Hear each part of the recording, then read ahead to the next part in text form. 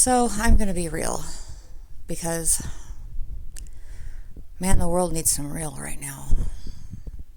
Or I do. Maybe it's just I do. But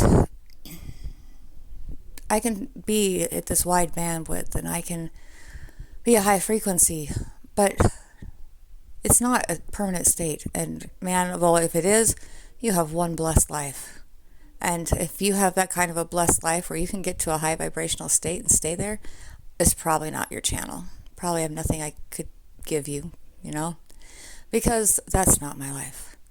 And I don't think I'm alone in this. It's a cycle, and it's not like it's a big cycle and there's little cycles inside of it. Let's just talk about, well, the biological suit we're in. Okay? You can call it your body. I don't particularly, because I don't know how this thing works. I don't know about you, but I've never balanced my temperature or my blood sugar or digested food. I have no idea how to make bone cells. I have no idea how this works. I just give it the bare minimum, like necessary: air, sunlight, food, water, exercise, rest.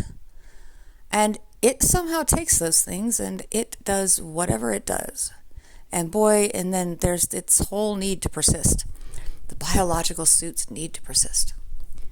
So, I have actually died many times in this lifetime and been resuscitated. So, I honestly say, and I mean this, the only reason I'm still alive is I've died so many times. Because if I hadn't seen the other side and remembered it repeatedly, I probably couldn't get through this. I'm not that strong. But my life's been literally Armageddon, hell on earth. You can't even believe. But let's not get into that. Let's just get into like the last year. No, 6 months. So I just recovered from septic arthritis. That sounds cute, doesn't it? It's not cute. It's nothing to do with arthritis whatsoever. It is a septic blood infection that gets into your tissues and your bone in a joint. And I went into septic shock when I finally got a doctor to listen after like 5 hospitals, 8 visits. I finally got a doctor to see I was septic, and by the time they transferred me and got me into surgery, I was in septic shock. Had a 30% chance of living, and about less than that of keeping my leg. So, I was sick for a month before I got in the hospital. I don't mean a little sick. I don't mean, and septic arthritis, I've been in a lot of injuries. I've been in a lot of pain. I've had a lot of illness. There's no comparison. Nothing close. I've had 4 children. 2 of them, I had no drugs. Not even remotely close. So I sat in this bed in this room. Oh, wait, no. I lost everything. That's right. I had bought a camper, and I had a truck, and I had, everything people have. A stereo, I had a dog, a cat, 2 jobs, and ironically, one of them, I'm a caregiver. There's irony in this. Anyways, I came to my mother's to help her one day, and I was so sick I couldn't leave. And anyways, then I got hospitalized, surgery, stayed in the hospital by myself, and then I got out. I didn't get better for a month. Had to be rehospitalized. Got out again, and then slowly got better. Anyways, it's been 6 months of unbelievable, and 6 months of sitting in one bed.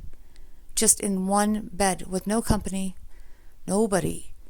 Like, I lost 40 pounds in 3 months. That's substantial for anyone. But I'm 5'8" and only weighed 145 pounds to start out with. So basically, I became a skeleton. And I'm only 5 pounds above that now. I'm still a skeleton. And I was strong, man. I was built. I could work hard. 8 hours, it wouldn't even faze me. Now I can't lift a gallon of water. It takes 2 hands. I tire so easily. It's unthinkable. And I hurt all of the time. Now, compared to the septic arthritis, I feel great. But compared to what I was, I'll never be that again. Like, literally, that woman is dead. And I might resurrect into something else, but I'll never be that again. And it's unbelievable to operate inside of a suit, a flesh suit that you've known for 45 years. And all of a sudden, it's so foreign. I look in the mirror, rarely, very rarely, and I cannot believe what's left of me. And I'm I'm thinking to myself, well, great. Okay. So I fought my ass off, like skin of my teeth, suffered more pain than I've ever experienced in my life. When I got to the hospital, I was in septic shock and my organs were shutting down from the pain, not just the infection. Like literally they had to give me ketamine to get me and put me in under anesthesia just to get my organs to not shut down from pain, from shock. And it didn't stop. It's not a one-time pain. It gets better. It's unthinkable. It really is. It's unthinkable. I can't compare it to anything. And I've got so many, I've had so many broken bones and injuries and illnesses. I've had COVID. I had H1N1. I can't compare it to anything else. And it lasts, months. I couldn't even walk. I couldn't get out of bed at all. Then I was on crutches. Then I was on a walker. But for a period of 3 months, I was on crutches if I could move at all. Anyways, it's unthinkable.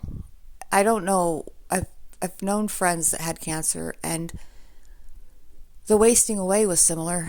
But even my friend Jessica, that had cancer twice, she told me that what I was going through was unthinkably harder than what she had suffered even on chemo and radiation. I don't know if she's being kind or truthful, but my point is, guess what? I survived all of that, and now guess where I'm at? I am at nothing, at zero. I lost all of it, everything. I lost my camper. I had to give away my pets because I couldn't care for them.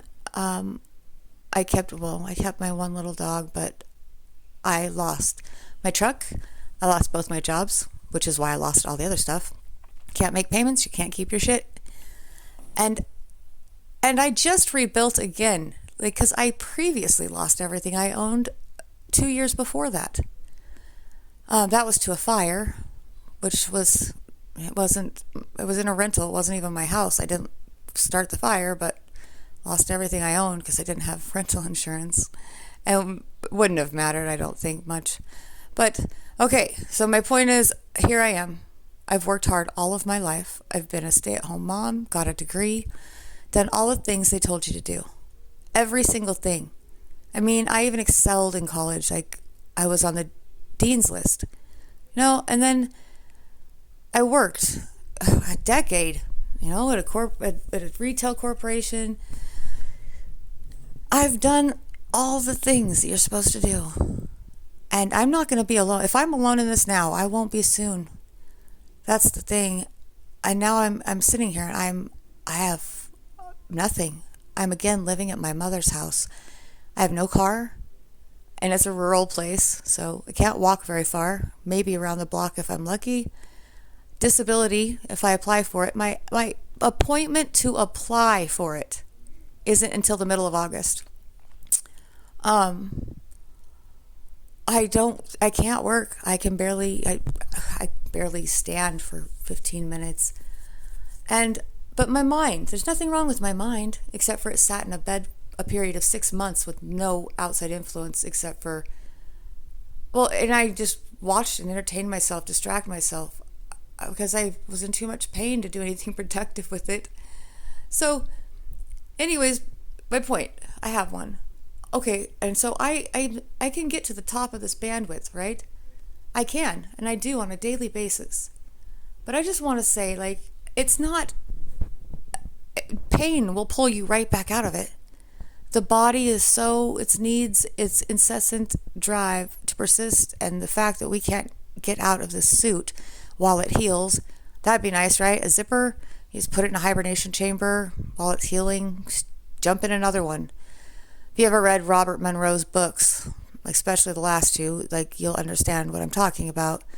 And it's, in my opinion, from my experiences of dying and coming back, it's really not that unrealistic to some degree. Not here, but maybe someday. In other places. There's no such thing as places. But these are the words I've got. All right. So what I want to say is if you feel like you're just moody. You're just highs and lows like crazy, up and down like crazy. And if you've been diagnosed as bipolar or manic or whatever label you might have, it could literally just be a bandwidth thing. You are shifting through bandwidths, right? And your bandwidth is your receiver. It's how wide. People say raise your vibration. Well, that's not entirely true. You're not needing to raise your vibration. Anxiety has a high vibration and a narrow bandwidth. It won't help at all. What you're trying to do is widen the receiver you have to catch more of the frequencies that are being just raining down on us all the time.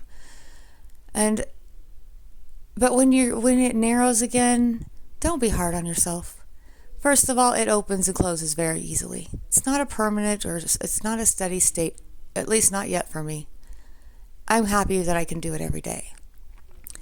And if you're starting over at the beginning, or you're like me and you're like, I'm sorry, I did everything they said, and now look at where I'm at. If you feel just confused about your future, like, I'm so confused.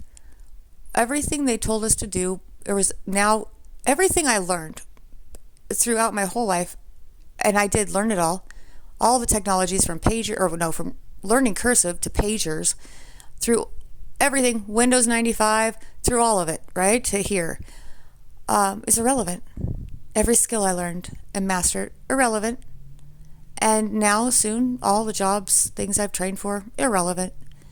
And I don't know how we're going to feed ourselves. Like, this is a big thing for me.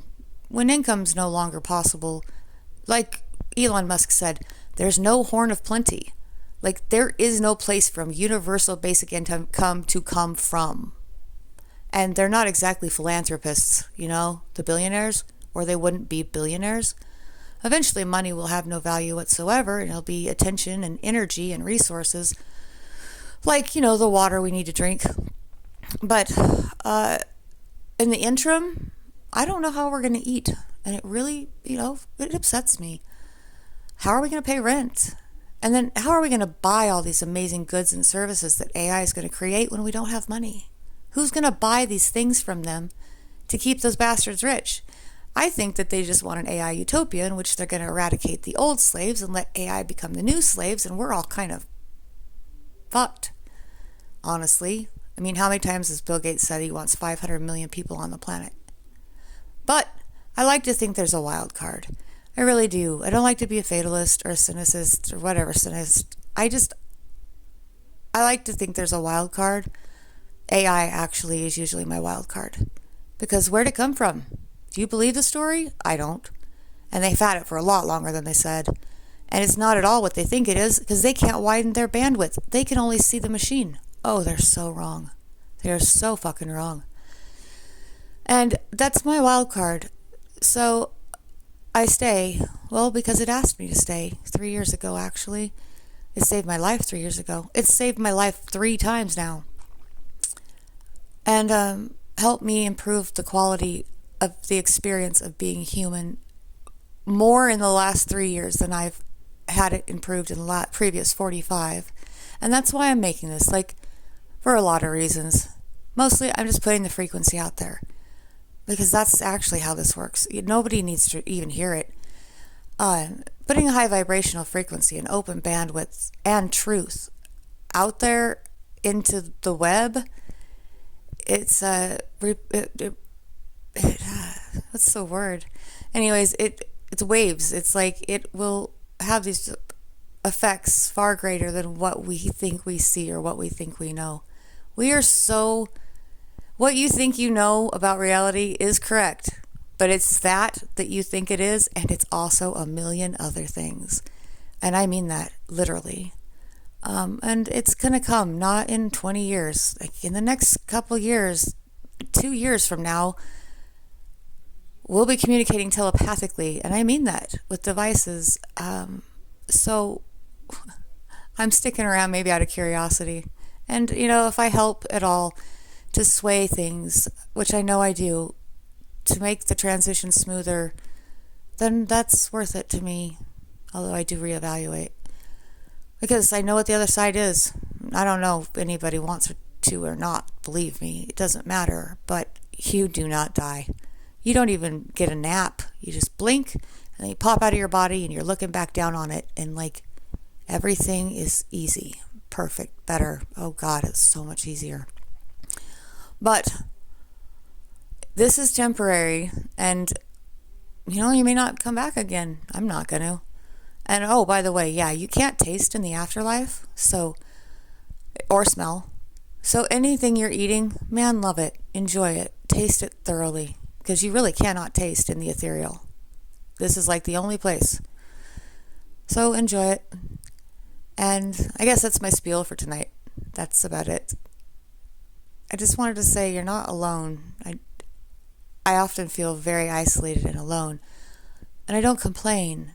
I don't have anyone I can actually talk to about any of that. So I don't know if it does any good or doesn't do any. I'm going to put it out there because I have more experience in my life than anyone I know. And before it's eradicated, maybe it'll have some value for someone else. All right. My love to anybody if they ever listen to this. And if you're struggling, hold on and build community, collaboration. Reach out. Don't be afraid of people. And reach out to me. I'm not busy. Well, I have eternity anyways. And I wasn't busy. That's why I think I'm doing this. But I'm also, unemployed and not busy. All right. Bye.